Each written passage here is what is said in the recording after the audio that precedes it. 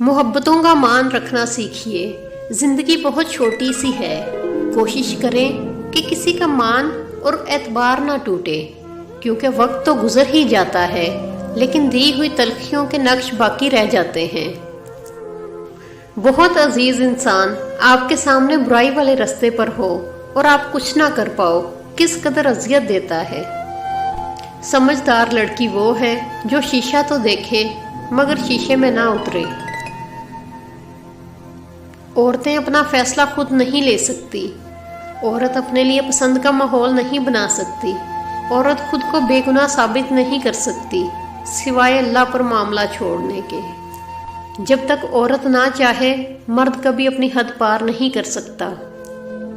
एक लड़की जब रुखसत होती है तो वो सिर्फ अपना घर ही नहीं छोड़ रही होती, बल्कि घर के साथ साथ अपना बचपन, अपने नाज नखरे, अपनी अना, अपना आप भी छोड़ रही होती है। जिस पेड़ के साए तले थकन दूर हो मेरी, सूखा ही से लेकिन मुझे दरकार वही है।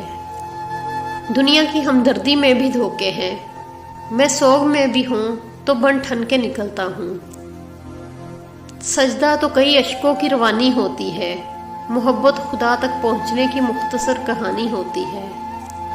लड़ाई झगड़े के बाद जब औरत खामोश हो जाती है तो मर्द उसे अपनी जीत समझ लेता है और खुश हो जाता है कि उसने रौब जमाकर औरत को खामोश करवा दिया है।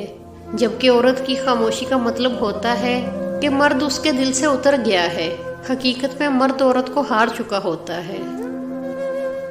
मनपसंद लड़की से निकाह हो जाए तो वो 70,000 हूरों से भी ज्यादा अजीज होती है।